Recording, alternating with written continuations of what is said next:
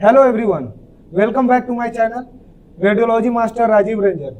तो आज के वीडियो में मैं बात करूंगा कि एमआरआई में हिस्ट्री टेक्नोलॉजिस्ट को क्यों लेनी पड़ती है या क्यों लेते हैं।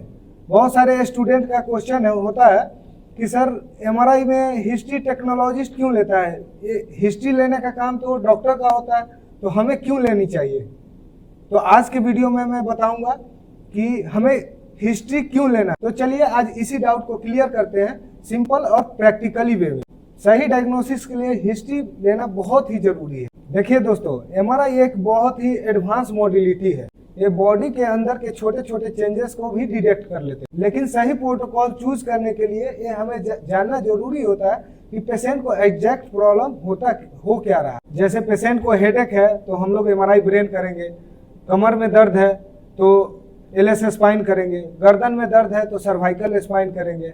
कभी कभी हम लोग ब्रेन के स्कैनिंग में ट्यूमर हो या कोई भी स्कैनिंग में ट्यूमर उमर का डाउट हो तो हम लोग को कॉन्ट्रास्ट देना पड़ सकता है, उससे क्लियर होगा। तो बेसिकली हिस्ट्री लेने से ये पता चलता है कि हम लोगों को कौन सा प्रोटोकॉल या सीक्वेंस चूज करना है।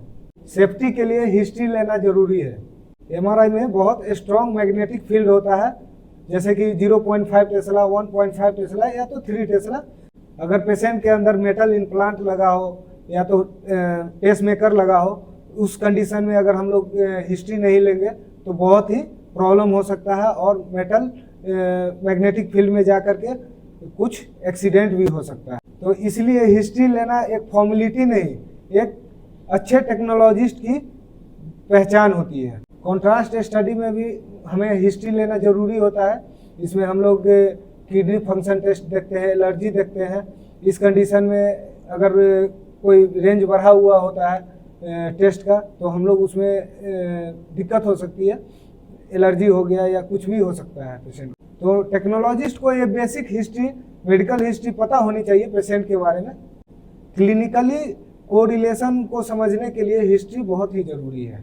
जब आप पेशेंट से हिस्ट्री लेते हैं तो आपको पता चल जाता है कि कौन से पार्ट पे ज़्यादा मुझे फोकस करना है। अगर स्ट्रोक का डाउट है तो हमें एमआरआई ब्रेन विथ DWI लेना पड़ेगा। अगर नी इंजरी है तो लिगामेंट फोकस सीक्वेंसेस लेना पड़ेगा, जैसे कि SAZ PD FS 3। तो हिस्ट्री लेने से स्कैन की क्वालिटी और एक्यूरेसी बढ़ जाती है, पेशेंट कम्युनिकेशन और ट्रस्ट बढ़ता है। जब आप पेशेंट से फ्रेंडली बात करते हैं तो पेशेंट को बहुत ही अच्छा फील होता है और ये आपके गुड कम्युनिकेशन स्किल को दिखाता है और एक अच्छे टेक्नोलॉजिस्ट की पहचान होती है। तो दोस्तों, आपको क्लियर हो गया होगा कि हिस्ट्री लेना क्यों ज़रूरी है। ये एक फॉर्म भरने का सिस्टम नहीं है, ये आपके अच्छे कम्युनिकेशन को दिखाता है और 2-3 चीज़ को रिप्रेजेंट करता है। एग्जाम्पल, सही डायग्नोसिस, सही प्रोटोकॉल सिलेक्शन और पेशेंट सेफ्टी।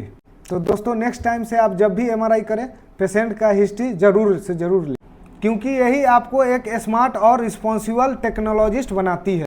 तो दोस्तों, अगर ये मेरा वीडियो आपको हेल्पफुल लगा तो आप मेरे चैनल को सब्सक्राइब कीजिए और नए नए केस के लिए मुझे कमेंट कीजिए कि कौन सा स्टडी मैं डालूं वीडियो बनाकर। और जो भी हो, जितना से ज़्यादा हो आप कमेंट कीजिए, लाइक कीजिए एंड शेयर दाब के सब्सक्राइब कीजिए।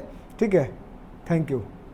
और हाँ दोस्तों, मेरे चैनल पे अगर आप नए हैं तो सब्सक्राइब कीजिए और ट्रेनिंग के लिए मेरा नंबर डिस्क्रिप्शन में दिया गया है।